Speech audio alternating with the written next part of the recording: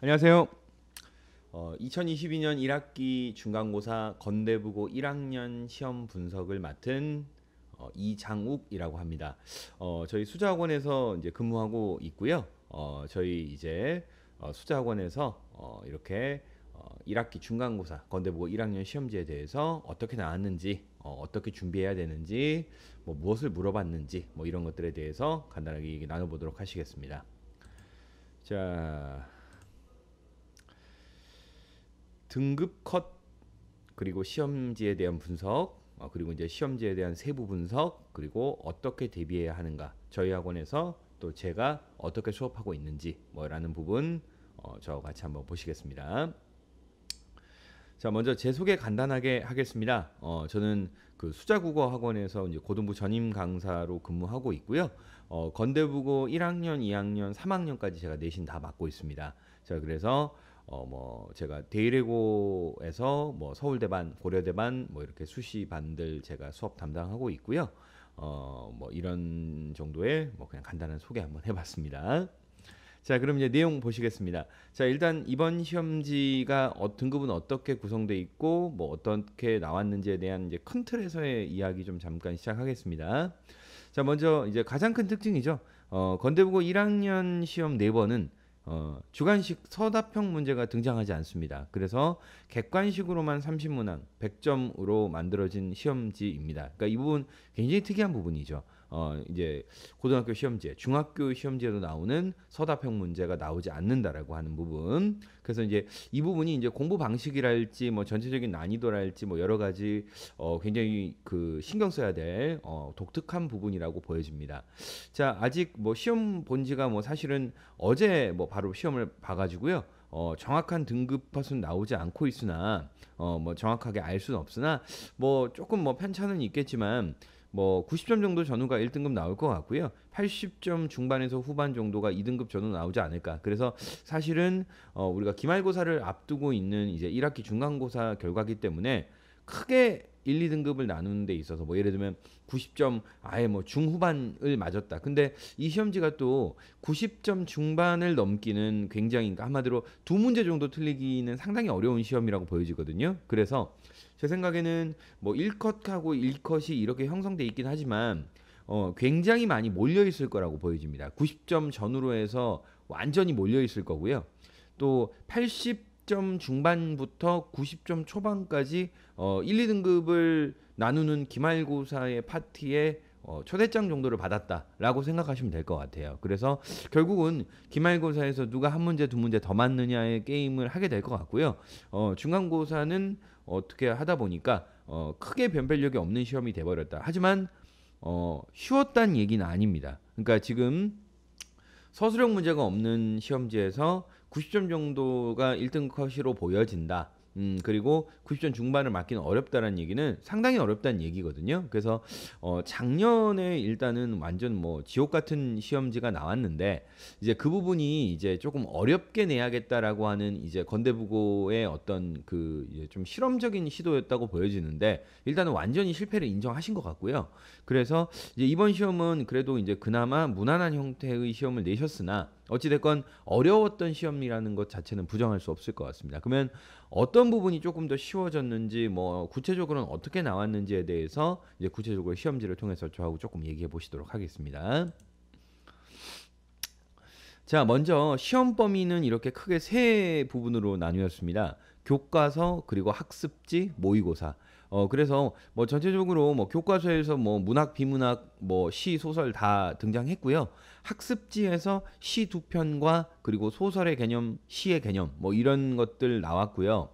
모의고사에서 화법과 작문 부분이랑 문학 부분 이렇게 출제가 됐습니다. 그래서 뭐 전체적으로는 뭐 이렇게 세 개의 시험 범위가 등장했다는 것은 작년하고도 큰 차이점이 없는 것 같고요. 일반적인 뭐 보통의 학교들의 그 패턴하고 비슷하다고 보여집니다. 자, 그리고 자, 뭐 작년이나 올해나 계속해서 이제 그 반복되고 있는 패턴인데요. 읽기 능력, 특히 빨리 읽는 능력을 굉장히 요구하고 있습니다. 자, 그런데 이거는 뭐 무조건 빨리만 읽을 수 있다고 해서 좋은 건 뭐 되는 건 아니고요. 그 교과서에 나와 있는 텍스트에 대해서 누가 더 몇 번 읽었는가, 누가 더 많이 읽었는가. 예를 들면 뭐 장마라고 하는 현대소설 한 작품이랑 뭐 시각상과 촉각상이라고 하는 이제 설명문 지문 하나가 들어가 있었는데요. 자, 그런 지문들을 누가 한 번이라도 더 읽었는가. 뭐 이런 부분들이 빨리 읽는다라고 하는 개념을 사실 그런 능력들이 좀 차이는 날 수 있는데요. 한두 번 더 읽음으로 인해서 충분히 그것들을 만회될 수 있는 부분이었기 때문에 사실은 속독의 능력을 요구했다라고 보는 것도 맞는 거지만 누가 더 교과서 텍스트를 더 많이 머릿속에 집어넣었는가, 가지고 있었는가라고 하는 부분을 평가했다라고도 볼 수 있을 것 같습니다. 자, 그러면 이제 구체적인 내용 조금 한번 보도록 하겠습니다. 자, 이거 뭐 앞에 있는 뭐 그 화법과 작문 이제 그 지문이었는데요. 사실 올해 시험지 보면서 제가 이제 굉장히 이제 독특하게 느꼈던 부분 중에 하나가 뭐냐면 작년 같은 경우에는 이제 좀 기존의 기조를 확 바꾼다는 의미에서 모의고사 형식의 그 시험지를 이제 추구를 했거든요. 그러다 보니까 이제 평균 점수가 50점이 안 되는 그런 기현상이 벌어졌고요. 그냥 누가 더 찍어서 많이 맞았냐라는 거 정도의 어떤 편차가 나버려서 작년에는 사실은 우리가 전통적 방식의 평가라고 하는 개념에서는 실패해버린 시험이죠. 왜냐하면 뭐 아주 상위권이나 아주 하위권을 제외하고는 그냥 공부를 더 한 사람이 더 맞는 시험지가 아니라 운이 좋은 사람이 더 맞는 시험지가 돼버렸거든요, 사실은. 그런데 지금 올해 시험지를 보면 지금 모의고사 형식을 추구했던 작년의 어떤 변화에서 다시 좀 회귀한 느낌입니다. 그래서 기존에 그러니까 한마디로 올해가 2022년이고 작년이 21년이죠. 그러니까 2020년이나 2019년에 나왔던 문제 패턴을 거의 그대로 답습한 부분들이 문제들이 많이 출제가 됐더라고요. 물론 약간의 모의고사에 그 표방하는 어떤 문제들을 섞긴 하셨으나 전체적으로는 2018년과 2019년의 형식으로 돌아간 문제들이 한 30에서 40% 정도로 보여집니다. 특히 이런 문제들을 봐보시면 지금 제가 여기 이제 오른쪽 부분은 제가 이제 그 시험 전날에 여러분한테 이제 나눠드리는 마지막 자료 이제 그 요정의 은총이라고 하는 이제 그런 자료에 이제 제가 이제 표시해 놓은 부분인 거죠. 여기 도서 청구 기호가 번호를 묻는 것이 이제 뭐 재작년에 출제되었다라고 하는데 이 부분도 지금 보면 여기 1번 문제 4번 선지 봐보시면 사실은 이게 4번이 답이었으니까 굉장히 중요하죠. 그러니까 작년하고 재작년 같은 경우는 적절하지 않은 걸 고르는 거에서 적절한 선지 중에 하나로 계속 도서 청구 기호가 나왔기 때문에 큰 의미가 없었는데 올해 1번 문제는 지금 답이 4번이기 때문에 도서 청구 기호 곧 지금 여기서 3으로 시작하는 게 사회과학이다라고 하는 거 지금 여기 빨갛게 표시된 부분 보시면 아시겠지만 사회과학이 3이다라고 하는 거 이 순서를 외운 사람이 맞을 수 있었다는 거라는 부분에서 일단은 굉장히 모의고사 형식이 아니라 그냥 굉장히 전통적인 어떤 내신형 문제 2018년, 17년, 19년 20년 정도에 이제 나왔던 문제 패턴이 좀 나온 것 같습니다. 좀 클래식 버전으로 나온 거죠. 자, 다음 거 보시면 자 제가 그러니까 참 올해 시험지는 그나마 상대적으로 마음에 듭니다. 작년에는 아예 그 내신 공부를 하는 것 자체가 의미가 없게 출제를 해버렸는데 올해는 완전히 클래식 버전으로 이거는 나올 수밖에 없어라고 하는 것들을 물어보는 형태였습니다. 그런데 이제 그 주제나 개념 자체는 나올 만한 것들만 아예 나왔다고 생각하는데요. 이제 물어보는 형태가 조금 까다롭고 난이도가 있는 문제였던 거죠. 그러니까 지금 봐보시면 제가 이제 마지막 전날 나눠준 자료에서 작품 하나당 요정의 픽이라고 해서 이렇게 픽은 하나씩만 들어가 있죠. 자, 그런데 요정의 픽 지금 제가 여기 지금 추억에서나 뭐 이렇게 엄마 걱정 봐보시면 잡아낸 거 딱 하나죠. 뭡니까? 객관적 상관물이다. 빗소리라고 하는 게. 그래서 이거는 감정이입하고 구분해야 되고 객관적 상관물이라는 개념 알아야 한다라고 제가 픽 딱 하나 잡아냈죠. 자, 그런데 보시면 니은이 지금 여기서 이야기하고 있는 빗소리가 니은이었거든요. 그래서 지금 객관적 상관물에 대한 거를 객관적 상관물 찾아봐 보기시에서 라고 하는 이게 문제인 거고 보기 박스에 나와 있는 이제 보기는 이제 외부시가 나온 거죠. 그러니까 전혀 이렇게 등장하지 않았던. 그래서 지금 개념이나 어떤 것을 물을 것인가라고 하는 거는 굉장히 클래식하게 정확하게 나와야 할 것을 물어봤는데 그 물어보는 문제의 유형 자체가 외부시를 등장시켜서 까다롭게 물어봤던 문제라고 보여집니다. 그래서 지금 올해 출제 패턴을 아마 이렇게 끌고 가시지 않을까라는 생각을 조금 해봅니다. 작년에도 한번 딱 정한 패턴을 그대로 밀고 나갔던 경험이 좀 있어서 올해도 좀 그러시지 않을까라는 생각이 좀 들어요. 자, 봐보시면 또 역시 마찬가지입니다. 제가 이 엄마 걱정하고 추억에서라는 작품 이제 픽 잡아놓은 게 뭐 이렇게 특히 3번 같은 경우도 뭐 선생님께서 이거 뭐 중요하다라고 말씀하셔서 아 이거 나오겠구나.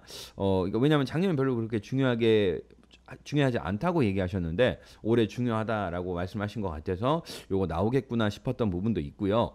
뭐 그냥 뭐 제가 잘 잡았다라기보다는 정말 이게 나오는 게 맞지라고 하는 것들을 그대로 뭐 선지로 다 뺐던 개념입니다. 여기 뭐 3번 선지 봐보시면 제가 좀 전에 얘기했던 거고요. 5번 선지 봐보셔도 여기 제가 6번으로 5번으로 잡아놓은 거, 뭐 4번으로 잡아놓은 거 여기 이렇게 정서를 시각적 이미지로 표현했다라고 하는 뭐 이런 꼭 나와야 할 부분들만 정확히 물어보는 형태였던 것 같습니다. 그러니까 굉장히 어떻게 보면 열심히 한 친구들이 점수를 맞을 수 있는 근데 이제 학생들 입장에서는 그대로 달달 외운다고만 해서 맞는 것은 아니었던 약간의 난이도를 주었던 문제라고 보여집니다. 그냥 외우면 문제를 맞을 수 없었던 어려운 버전이었다고 보여집니다.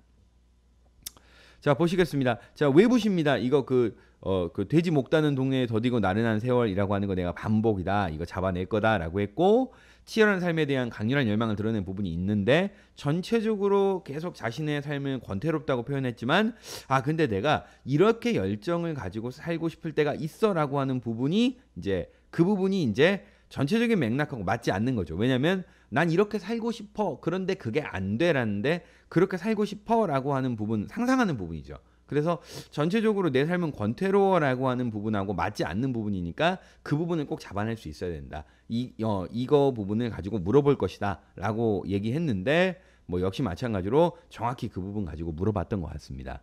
자 그리고 뭐 장마도 역시 마찬가지로 전체적으로 지금 쭉 다 그냥 나올 만한 것들이 나왔던 부분이었던 것 같습니다. 그래서 아무튼 이번 시험은 지금 작년하고 많은 어떤 차이점을 보여지는 것 같습니다. 이런 부분에서 특히 이제 뭐 이런 향수 같은 시 봐보시면 제가 3개 잡아냈죠.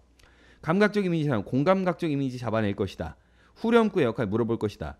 함추렴하고 해설피에 대해 얘기할 것이다. 이렇게 3개를 딱 잡아냈는데 지금 정확히 문제 2개에서 이거 13번 문제가 공감각적 이미지 물어본 거고 14번이 후렴구에 대해서 물어본 거죠. 그래서 그냥 이거는 제가 맞춘 게 아니고요.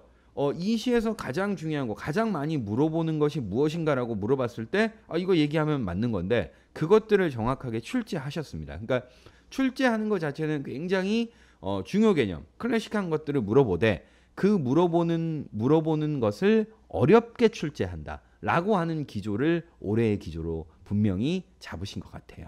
이렇게 아마 보는 게 맞을 것 같습니다. 자, 전체적으로 이제 시험지 내용 저하고 살펴보셨고요. 제가 좀 전에 이제 분석했던 이제 그 부분 어떤 걸 출제하는가, 어떻게 출제하는가라고 하는 그 두 부분 중심으로 말씀드렸던 것 같고요. 어떻게 대비해야 되는가라고 한다면 뭐 저는 항상 매년 똑같은 말을 합니다. 이해하고 암기하고 적용해야 됩니다. 자, 이 순서를 자꾸 성질 급한 학생들, 마음 급한 학생들은 자꾸 자 먼저 무슨 말인지 알아먹어야 되고 그 알아먹은 것을 머릿속에 외워야 되는 거고 그 다음에 그 외운 것들을 문제를 풀어보면서 적용하는 연습을 해야 되는데 자꾸 적용이 앞으로 튀어나오는 친구들이 많아요. 이번 시험 대비 내원생 이제 저하고 같이 공부했던 학생들은 공부에 대해서 제가 계속 설명드렸죠. 자꾸 이해도 안 되고 암기도 안 되면서 특히 대부분 학생은 그렇습니다. 이해 정도는 돼요. 한번 설명 들으면 대충 이해되거든요. 근데 암기가 안 됐는데 자꾸 적용부터 하는 학생들이 있어요. 이거 정말 시간 낭비예요. 왜? 암기하고 문제 풀면 적용하면 문제 금방 풀 수 있는데 그리고 내가 무엇을 암기하지 못했는가를 발견할 수 있는데 아니 암기도 안 해놓고 적용부터 들어가면 일단 문제 푸는 것 자체가 오래 걸려요. 그리고 아직 암기가 안 됐기 때문에 모르는 거 천지예요. 그러니까 다 모르겠으니까 내가 뭘 알고 뭘 모르는 건지에 대한 구분이 불가능합니다. 그래서 저는 정말 고등학교 내신, 중학교 내신은 그래요. 암기 없이 적용으로도 그냥 암기를 때려 붙여버릴 수 있습니다. 근데 고등학교 내신 제가 그렇지 않다 그랬습니다. 암기를 해야만 맞을 수 있는 거고 암기하고 그거에 대한 평가로서 적용 연수 그러니까 문제를 풀어야 된다고 제가 강조드렸습니다. 저는 이 1, 2, 3번의 순서를 어기는 것 자체가 공부에 대한 요령이 없는 학생이라고 생각해요. 그러니까 여러분들이 아직 이제 고등학교에 막 와서 내신 준비하고 있는 거기 때문에 이 순서를 정확하게 지켜간다라고 하는 거에 버릇을 자꾸 들으셔야 돼요. 그게 좋은 공부 방식이에요. 자꾸 공부하기 싫으니까 외우기 싫으니까 문제를 푸는 거예요. 근데 중학교 때 먹히는데 고등학교 때는 그거 안 먹혀요. 문제 푼다고 외워지지 않아요. 중학교 때는 그게 되거든요. 근데 안 돼요. 그 버릇을 빨리 버리셔야 됩니다. 그 버릇을 고쳐야 점수가 나옵니다. 자, 마지막입니다. 자, 뭐 제가 뭐 이번 건대보고 1학년 어떻게 공부해야 될지 어떤 내용이 나왔는지 설명 간단히 드렸고요. 뭐 수자학원과 함께하면 저와 함께하면 할 수 있다고 믿고 있고요. 저희 학원에는 이제 과거의 기록들, 데이터들 충분히 가지고 있고요. 또 그리고 우리가 함께 할 때는 열심히 해야 됩니다. 뭐 데이터만 갖고 있다고 절대 점수 나오지 않습니다.